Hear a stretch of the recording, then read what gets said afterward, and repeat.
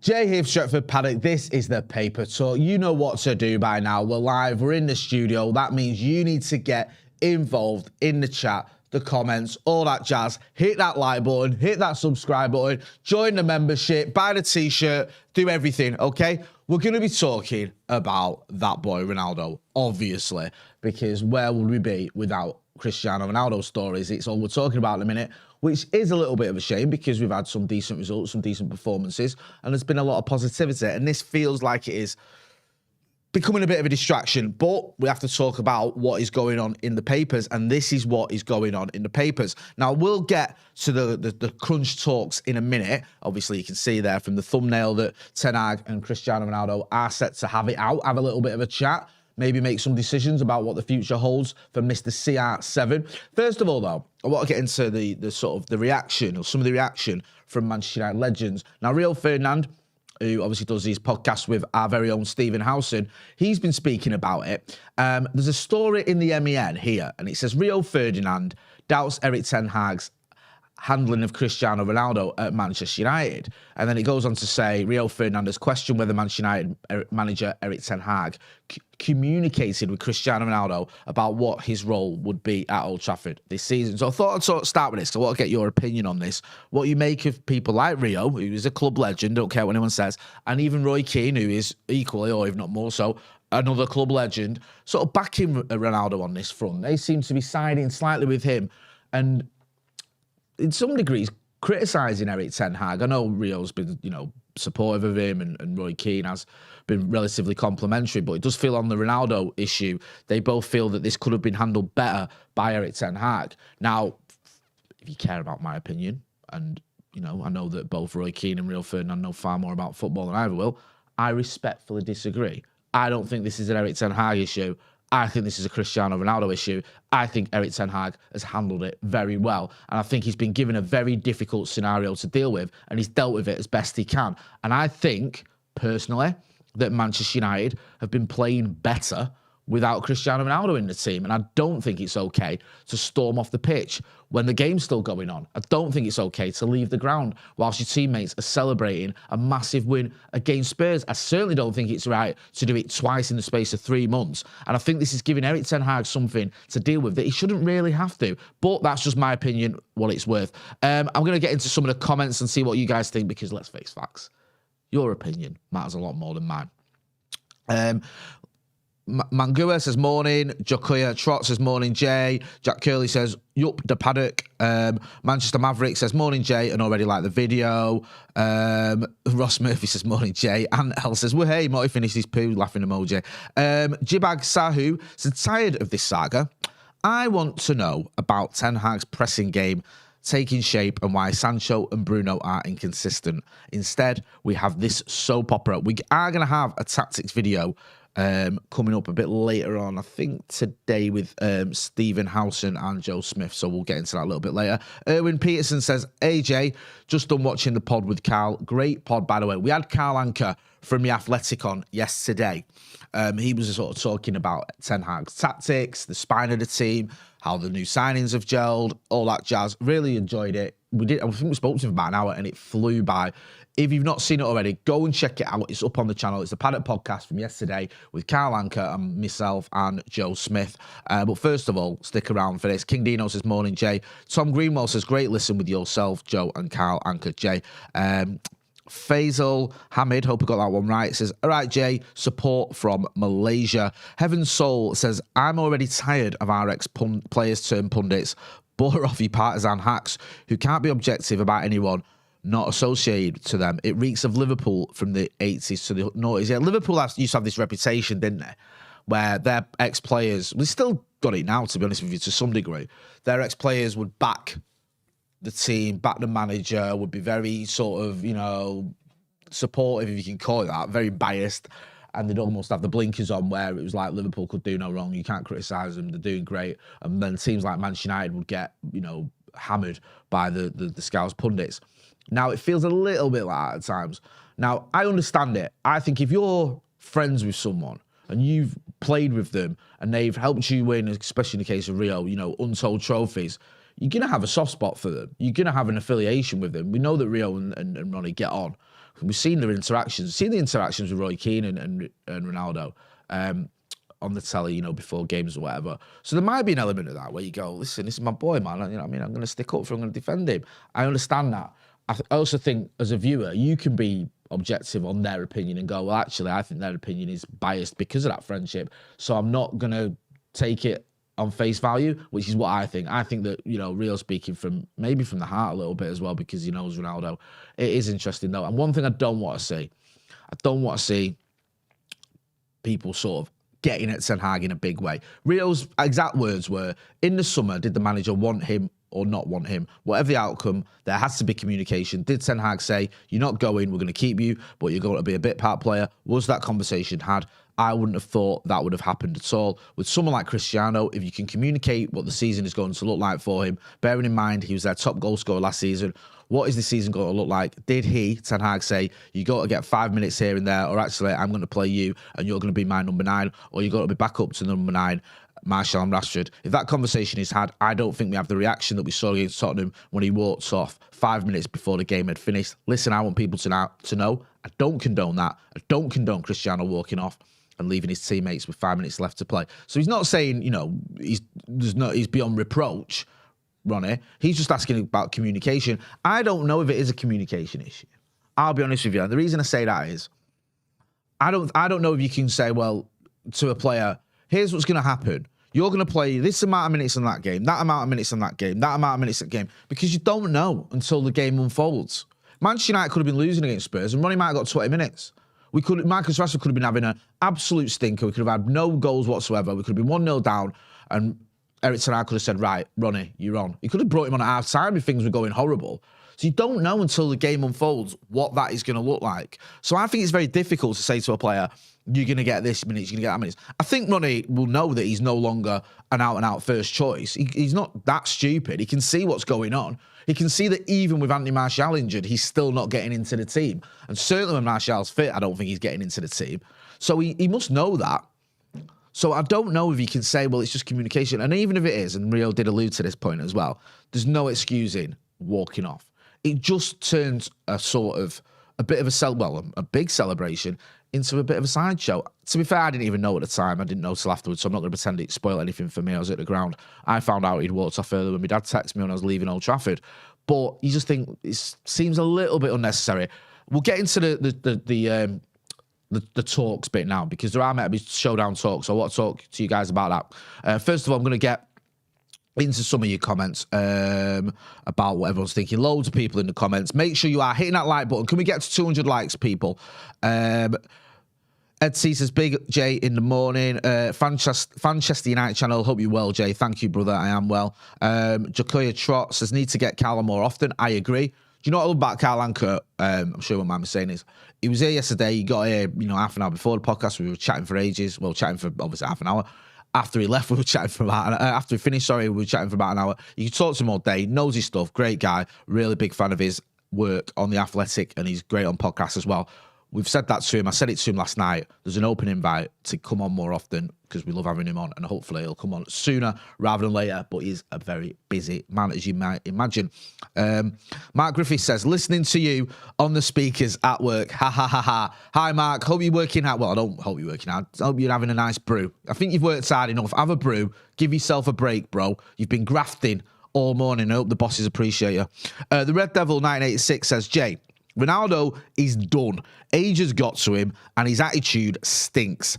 Ronaldo and our ex-players need to learn no player is bigger than the club. We should sell Ronaldo and sign, here's this combo for you, Jonathan David and Victor Osimhen. Victor Osimhen is new flavour of the month, isn't he? Carl Anker was talking about him last night. He's a lad who likes to get stuck in.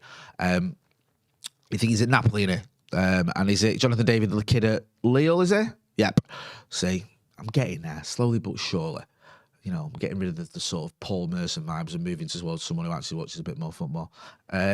Yeah, so both of them are great signings. Are we going to sign both? I doubt it. I would happily take either of them. I do think we need another striker, even if Ronnie stays. However, I don't know if he will. We'll get into some of the comments, and I'll get into the story about the Crunch talks. Kamikaze Tika or TKA. At the end of the day, Ronaldo is Ronaldo. Why are we crucifying him over one issue? Everyone's human. Right, that's a fair counterpoint because I feel like it has been a little bit one way. Everyone is human. And let's face facts, right? Last season when Ronnie had a tragedy and he came back early, which I'm pretty sure was his choice, and played well and gave his all. And, you have to respect that because I think he would have been well within his rights, personally, to say I'm taking the season off. Nothing, I would not have complained if he'd have done that. After what he went through, he lost a child. He could have said, this is me, I'm done for the season. I think he would have been beyond criticism for that one. However, he came back, he scored goals and played well. So, there is an element of, Ronnie doing things or going above and beyond almost. Now, this season, we had the issue in the pre-season. Erik ten Hag, Rayo Vallecano. First of all, let's go back to the start. You had Ronnie saying, I think it's about June, July, he wants to leave. George Mendes, he's telling everyone, Ronnie wants to leave. We're trying to get him a club in the Champions League, right? Okay. Bit annoying that he didn't say that straight away at the end of last season, but he might have been taking his time. He might have been having a chat with his family, whatever, fine. So Erik ten Hag has to answer a lot of questions that, which I think he does relatively well. Then Ronnie, who, isn't available for pre-season until the Rayo Vallecano game, plays 45 minutes. Let's not forget, he's not played any football. So 45 minutes kind of made sense to me. He plays 45 minutes and then he comes off after, at half-time and then leaves. No, he leaves early. Now, he wasn't the only one who left, and Erik ten Hag was at great pains to say that. I think some of the other players who were there is not part, I don't think they were part of the matchday squad, but I think there were, players who were there who were watching the teammates left early as well. So Erik ten Hag said that, but I felt he was being slightly kind to Ronaldo because Ronaldo, was part of the team, he's part of the squad. He got subbed at half-time and then left, which I don't even think, it's very rare, I think. I can't even remember that happening before. But whatever. He left, Erik ten Hag dealt with it, and Erik ten Hag was quite quick to say, listen, Ronnie wasn't the only one, it's been dealt with. Fine. Then you get to the sort of the further down the line where it becomes evident Ronnie's not a first-team player. He has chances. He has had chances in the first team. He started he started a few games and hasn't been like the Ronaldo of old. The Ammonia game is a great example where we saw it in Ammonia away, I think it was, where he missed chance after chance against a relatively poor team. And you've seen it was like his teammates were almost willing him to score, kept giving him the ball, just wasn't happening. We've seen a lot of that. It was the Newcastle game he started where me and Joe did a bit of a tactical breakdown where you could see there was a lot of times players were trying to play him in when there could have been a better option on. Didn't happen for him. He subbed, Marcus comes on, misses a chance at the end, but seems to almost have a few more chances straight away. The Spurs game, Ronnie doesn't start. We have a very good game, a good win. And then we go into the Chelsea game on the back of Ronnie leaving, where Ronnie's out of the squad. So I do think it's been fair on Ronnie. I don't think you can look at it and go, he's been mistreated or there's been anyone where Erik ten Hag's been draconian. I think he's been pretty reasonable about it. I mean, he has rules. He said that in his press conference. I have rules, and if those rules are broken, I have to act on it. And I think that the part of the sort of problem with Ronnie is also the argument that people make in his corner. They say, well, it's Ronaldo. He's one of the biggest stars in the world. And that's the point. He is. And he should be setting an example to younger players. Because if you're a young player and you're seeing someone like Ronnie just doing what he wants, then you might think, okay, then that's the attitude here. That's how things are. That's the example that's being set for me. Now, Roy Keane said, in his post-match analysis, I think, at Stamford Bridge, that Ronnie's not the first one to break rules. Paul Scholes refused to play in a game, I think a Carling Cup game. Rio Ferdinand missed the drugs test. Eric Cantona encouraged the fan to review his opinion on race relations. That's how I would word that. And I actually think that Matthew Simmons owes Eric Cantona an apology because he was out of order what he did to Eric Cantona's boots. But that's my opinion. But the point is, all those players got punished. Eric Cantona didn't play football for about 9 months. Rio didn't play football for months. Scholes, he got fined 2 weeks' wages, I think, or got fined, and Fergie read in the right acts. So they got punished. It wasn't like they did those things and the manager went, well, you're not right. Or the authorities, for that matter. Eric Cantona nearly went to prison. So I think when you're looking at those instances, you can't go, well, they got away with them, because they didn't. Do you know what I mean? Rio missed a chunk of the season, and I think the Euros. Eric Cantona missed the entire rest of that season, cost us a title, in my opinion, and the start of the next one. The United banned him to end the season, then the FA extended that ban, and he had to do community service. So players haven't been getting away with things at Manchester United when they've acted up. They've been punished, and in some cases, severely punished. So don't quite buy the argument that Ronnie's, being treated differently or being treated harshly.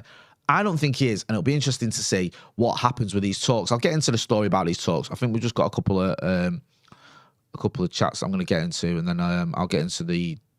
In fact, no. I'll get into the story right now. Sorry. So the story now on. Sorry, what was that? Transfer targets. Is that before the talks? Sorry, I'm getting confused. We'll talk about transfer targets, then I'm going to get into these crunch talks because we have been linked with a few players. If I can just find it. Yeah, so Ten Hag's transfer targets. So it sees here, sees it, and that's not even a sentence. It says here that in the Mirror that Erik Ten Hag favours finding 3 forwards ahead of Man United target João Felix.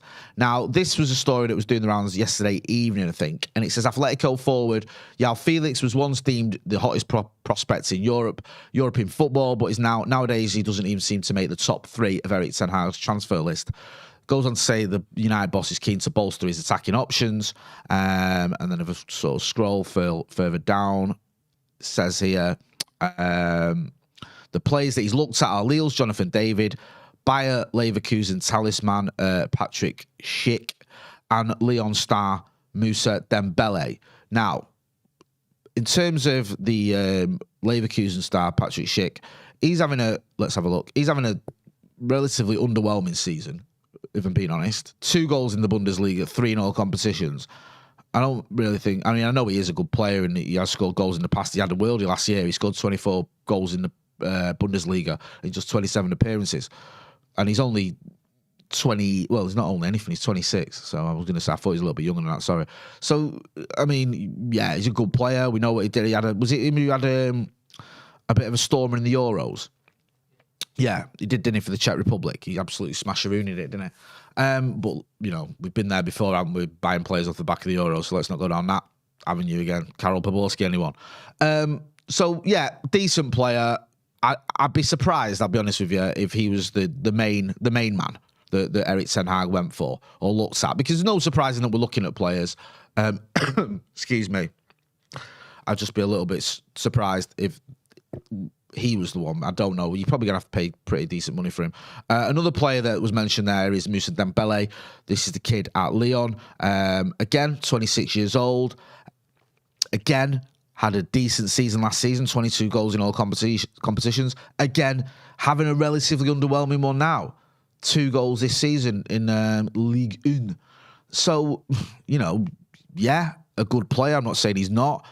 And I'm not saying you judge him off just the 9 games this season, but is he someone where you go in, he's the answer to our problems, he's the one? I mean, don't get me wrong, I don't think if anyone would be complaining too much if he came in.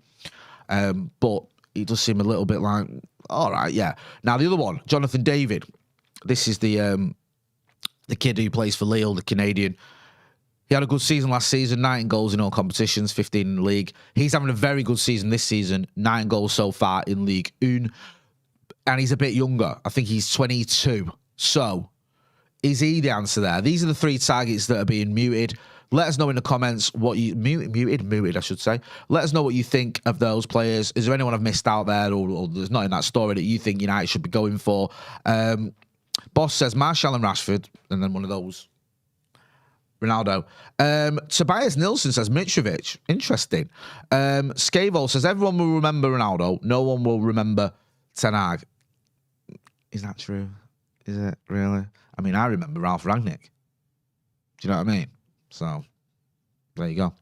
Antel says, don't in as low as 48 million. I know they're in financial dog poo. So, well, just says poo. So, Lautaro Martinez then. They can have Maguire too. Yeah, we were linked with him yesterday.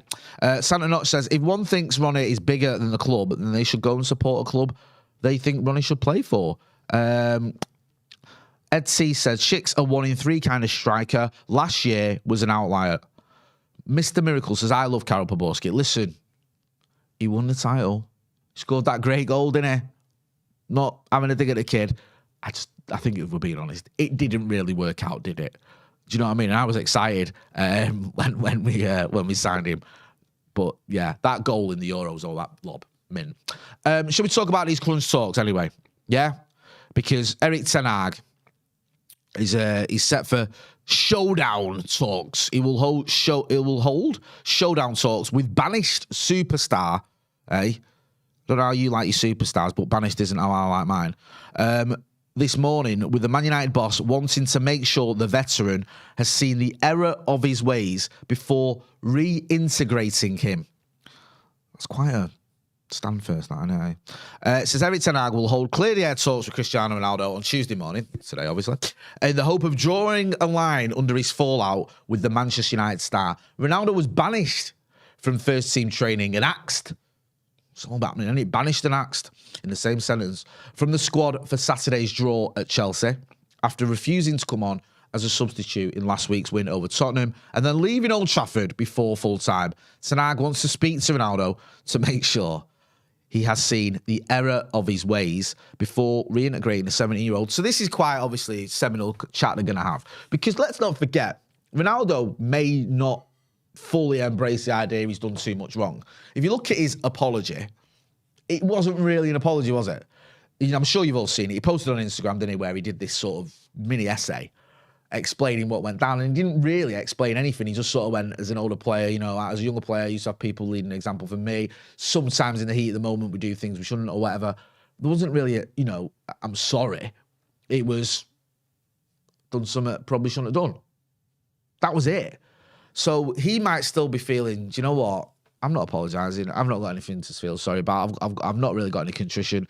You know, this has all been a storm in the teacup. I'm Cristiano Ronaldo. I'll do what I want. I don't know. But Erik ten Hag is going to have a chat with him. Because obviously Erik ten Hag's position isn't that he's not done anything wrong. Because you don't suspend players and fine them when they've done everything right, do you? And that's what he's done. You don't chuck a player like Ronaldo out of your squad for a big game at Stamford Bridge because everything's rosy with him. He's obviously done something wrong and he's been punished for it. So it'll be interesting to see how this pans out, whether Erik ten Hag and Cristiano Ronaldo can get on the same page and agree, or whether we're going to see more drama. It says here, the squad were given 2 days off after the Chelsea game, though Ten Hag and several players were at Carrington on Sunday. So today will be the first opportunity for the Dutchman to discuss the situation with Ronaldo again. Ten Hag and the United hierarchy are keen to call a truce, possibly for the rest of the season, but at least until January, when they could sign a replacement if Ronaldo leaves. The part of the problem here is who's coming in for Ronnie. Now, there was talk that maybe Chelsea could. Apparently, Todd Boehly's a big fan, isn't he? He tried to sign him in the summer. Thomas Tuchel wasn't keen. Now Thomas Tuchel's gone. Graham Potter's in. Todd Boehly apparently has a good relationship with Jorge Mendes, Cristiano Ronaldo's agent. So there might be something there where you can go, okay, a deal could be made. Would United be reluctant? We heard in the summer we were reluctant to sell him to Chelsea because obviously he's going to another Premier League rival and that could help them get top four. Do you think Ronaldo, United's stance may have softened? Do you think they might be like, I'm not sure about this one. Maybe he can go because he's no longer the force that he was. I don't know. Get involved in the chat in the comments. Do you think that United would be willing to sell him to Chelsea? Would you be happy to see him go to Chelsea? If you're not happy. Do you think that's a solution to this problem? Or do you think we'd be setting ourselves up for a fall? Because imagine if Chelsea get top four by like a point and Ronnie scores 5 goals or whatever and everyone's like, well, that made the difference. It would be a bit, you know, disastrous. We'll get into some of the comments and let us know what you think. Tune In TV says Martinez would chin Haaland. Martinez would chin anyone. He's nails. DK Wilson says, next stop for Ronaldo, Miami. King of 206 says, Ten Hag is already changing United. You can see it clearly. Back Ten Hag at all costs. Ann L says, where's my super chat gone, Jay? Don't worry, son. I'm getting to it. Ronnie's attitude could be understood in the best player in the world. His ego won't let him admit he isn't that player anymore. That's from Antel. Yeah, he's still got that ego in it. And I get it. If you've scored 700 goals and you've won the lot and you've won whatever it is, 5 Ballon d'Ors and all that, then you are going to have an ego, and rightly so. And it's going to be a bit difficult when you see players like, no disrespect to the kid, but like Andy Elanga getting on the pitch ahead of you. You might be frustrated. You might be like, what's going down here? Even Marcus started ahead of you. You might be like, I was a guy who's, you know, never hit more than 22 goals in a season. Started ahead of me. You got to remember, he's 37. If Ronaldo was 27, we wouldn't be having this conversation. He'd be starting every week, starting every game, and he'd probably be scoring every game. Boss says, please take him to Chelsea. Right, we've got one more story, I think. This is about a deal. Transfer guru. Yeah? This has come from the Football Insider. This is Manchester United close to agreeing deal with ex-Liverpool, oh, you've put me off already, chief Michael Edwards after huge offer. Yeah? And he says Manchester United are confident of beating Chelsea to the appointment of former Liverpool transfer guru Michael Edwards. The Premier League giants have made up their minds that Edwards is the right man to oversee their transfer business after so many expensive mistakes in the past, and have submitted what is believed to be a hugely attractive offer for him. The architect of Liverpool's outstanding transfer business in the Jurgen Klopp era is currently on a sabbatical and is taking a year out. Now, I believe this is a guy who's been behind some of the successful transfers at Liverpool Football Club. It makes sense that United are looking for someone to sort of come in and maybe, you know, oversee transfers or have a look at transfers and stuff like that. But I don't know. I feel like Ten Hag's done all right so far. I'm not saying that means you don't need someone else. But I feel like, you know, his transfers this summer, and I think they have been his transfers, maybe you can argue the Casemiro one was one where the hierarchy were involved as well. Certainly Malacia, Martinez and Ante, maybe even Ericsson, you'd think Ten Hag had a big say in them. There was a story a couple of months ago about Michael Edwards, and it said that he had no intention of stepping straight back into the Premier League, and he'd rejected a job at Chelsea. Now sees that United are sort of looking at him. It'd be interesting to see whether we do go and try and get him. We've got John Murtagh, who's involved in transfers, I believe. You've also got, I don't think Richard Arnold is. I think he leaves it to other people. There was talk at one point of Joel Glazer taking interest in transfers, which absolutely fills me with dread. You know, he shouldn't be anywhere near transfers. He shouldn't be anywhere near Manchester United Football Club, to be honest with you, but he certainly shouldn't be near our transfers. Make sure you're hitting like. We haven't got to 200 likes yet. Come on, hit that like button, people. We can do it. Yeah, what do you think of Michael Edwards? Is he the answer? Do you know a lot about him? I don't know a lot about him, obviously. You look at Liverpool, you look at the success they've had. You look at the Liverpool transfers. They got their act together with transfers, didn't they? Because when I was a kid growing up many, many years ago, Liverpool's transfer policy was pretty much disastrous. They used to sign so many players, and so many of these players just didn't work out. And then when Jurgen Klopp came in, it's like they had a plan. You look at the players they signed, you look at the money they spent on them, you look at the wages they give them. They weren't astronomical. They did spend money when they needed to spend money. And it's kind of laughable when Jurgen Klopp moans about money, because they have spent, obviously, big money on Darwin Núñez, big money on Virgil van Dijk, big money on Alisson Becker. But by and large, they've done, pains me to say, good transfer business. And some of the business they've done, I mean, borderline bargains, aren't they? If you look at the money they paid for Mo Salah, for example, and the amount of goals he scored, I mean, come on, man. That's, you know, you'd laugh that. Sasha Montefiore says, Jay, you reckon we will buy anyone in January? I do. Make sure you're hitting subscribe as well. There's a subscribe link in the chat, so hit that subscribe button. Do I reckon we'll buy anyone in January? Yes, I think we will. I think we'll need a striker. I don't know who that striker is going to be. I think Ronnie may well end up leaving in January. I think if this relationship with Ten Hag is patched up today, it may only be patched up just till after the World Cup. It might be like, listen, we need you till January. You want to go to the World Cup as fit as you can. We'll give you some minutes, but you're going to have to toe the line a little bit. And then I think in January, we'll try and move him on. The question is, can we move him on? You know, we couldn't move him on in the summer. Are we going to have to bite the bullet and maybe say to someone like Chelsea, you can have him. Right, I'm going to wrap it up there. Thanks to everyone who got involved in the comments in the chat. Really enjoyed that this morning. We'll be back later on today. We've got more videos coming up. We might have Uncle Webby on soon as well. So keep posted for that from Webby and O'Neill podcast as well. You know, Webby, big part of the channel from back in the day. Anyway, I've been Jay. This has been The Paper Talk. Thanks for watching.